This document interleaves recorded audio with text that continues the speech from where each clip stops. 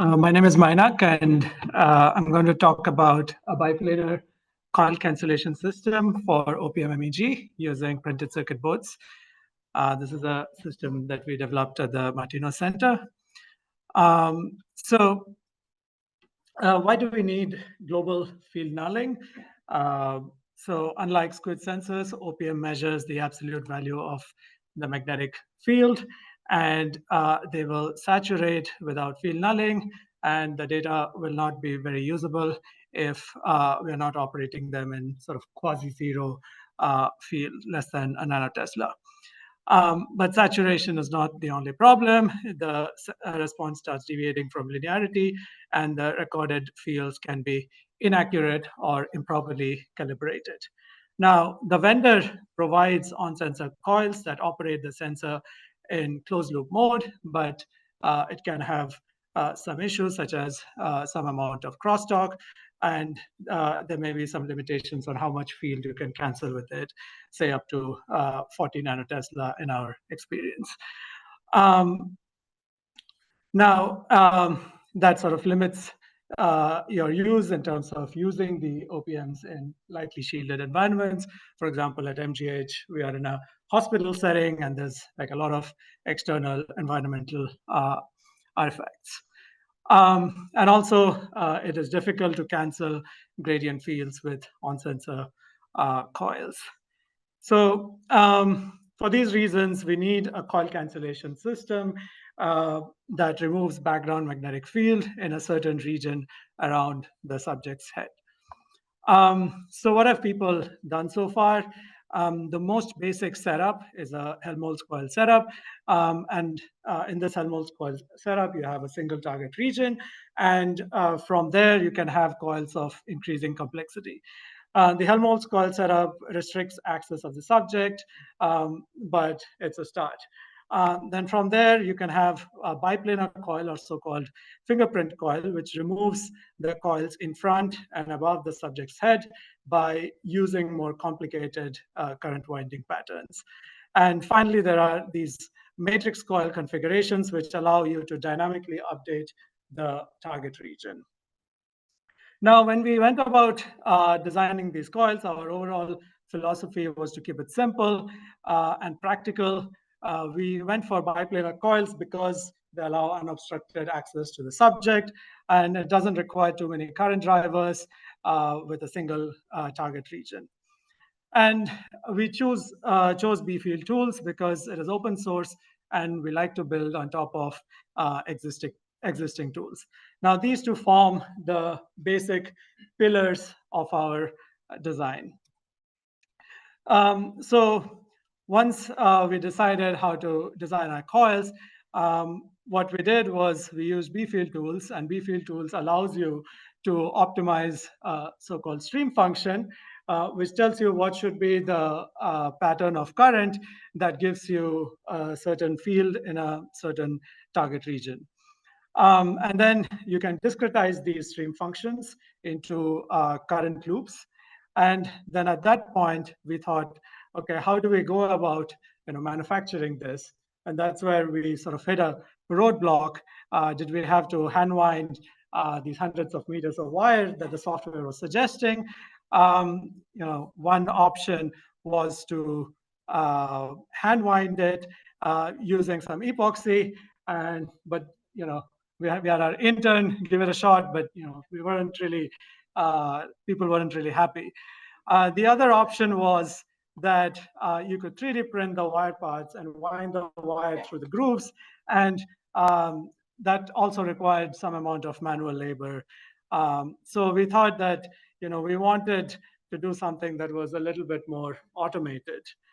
So what we did was we created a semi-automated pipeline for creating these cancellation coil system using printed circuit boards. So from these discretized stream functions, we created an interactive Python interface to connect the loops into a single continuous path. And once we have this single continuous path, we can export it to an electronic design software, for example, KiCad, which is an open and freely available software.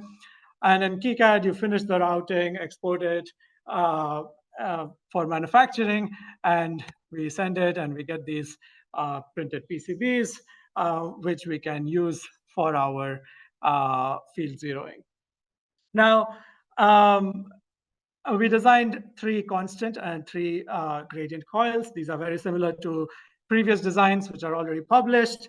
The coil pattern is slightly more complex, and that's sort of one advantage of having PCBs, is that you can have more complex patterns without having to worry about winding them.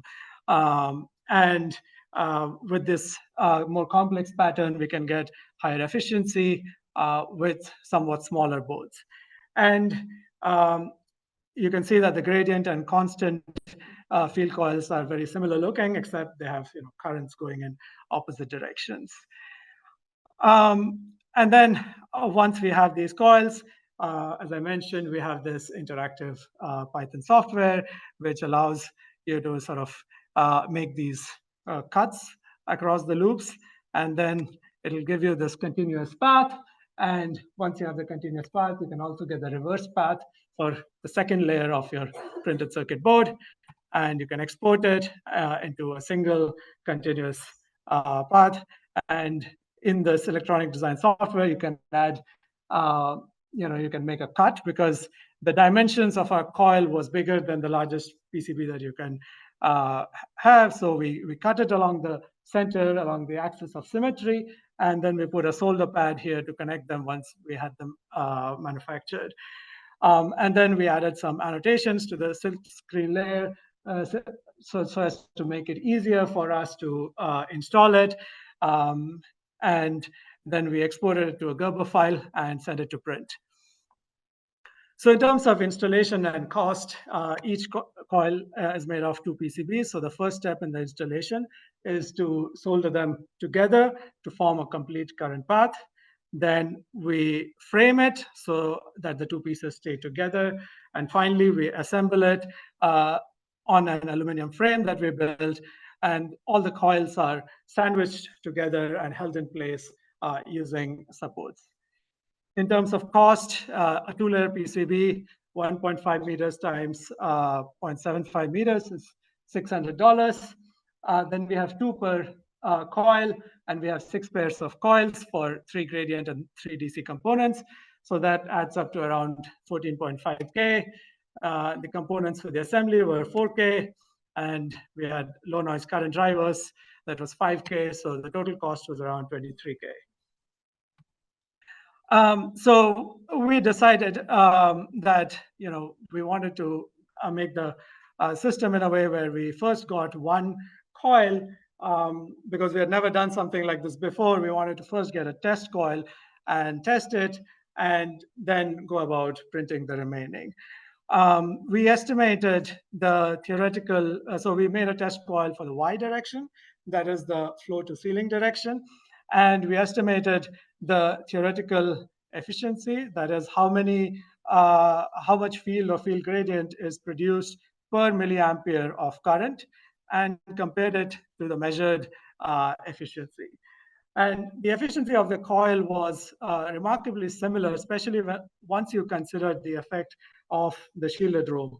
So what happens is that the mu metal shield is not only protecting you from external fields, it's shunting the external fields, but it also distorts to some extent the fields within the shielded room. And this wasn't fully considered when we made the design, but after we made it, we decided to do a proper comparison with the shield. And then once we had this coil and we were satisfied with how it was operating, we printed the remaining coils. And we saw that the total path length was almost 1 kilometer, and we were happy that we didn't go about winding it by hand. And then you can notice some tiny details, like, for example, the X and Y directions are symmetrical, and the length and the pattern and the efficiency is somewhat similar. The Z direction, which is between the coils, has a higher efficiency because the optimization sort of goes to this simple Helmholtz design. There is remarkably very little discrepancy between the theoretical and the measured efficiency. It's less than 6%. We mapped the XYZ components of the field along a plane around the center before and after field zeroing with the constant field coils. So we manually tuned the currents until we obtained a zero field at the center. So zero is in this color bar, which goes from, blue is for negative and yellow is for positive. You want to see something that is green at the center. And we sort of made it zero at the center, and then we did a spatial profile, and we found that we were able to remove the DC component, but then there was still a gradient component left, and we're still trying to figure out how to set the currents to optimally cancel the gradient component.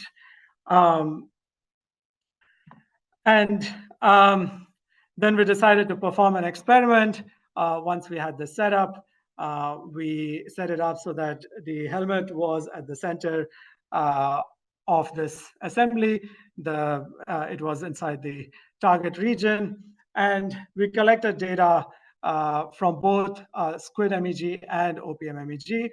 And during the experiment, we had the subject have median nerve stimulation, and from there we got these evoked response fields, and we observed, again, very remarkably similar time course, which is expected, but it required careful processing and analysis for us to get here. And we do see that the early components of the somatosensory evoked fields, the 20 millisecond and 30 millisecond components, which are clinically relevant, were reproduced using the OPMs in sensors that were close to the SQUID sensors. And we're planning on open sourcing the software and hardware. We have an API for our software, so you can create a biplanar coil. You can fit it to a certain target points and field, and then you can discretize it. And this is sort of based on our experience of manufacturing it for the PCBs, is that we wanted to be able to play around with how many contours we want, what's the trace width, etc., which are sort of in physical units that you would need for manufacturing. One advantage of using PCBs is that you can make the wires thicker without worrying about windability, and that will reduce your resistance. And then you can plot the fields, you can evaluate the efficiency, make the cuts to sort of connect it into a continuous path, export it to files for finishing in the KiCad. And the Gerber files and the parts list will be coming soon as we finish this work up.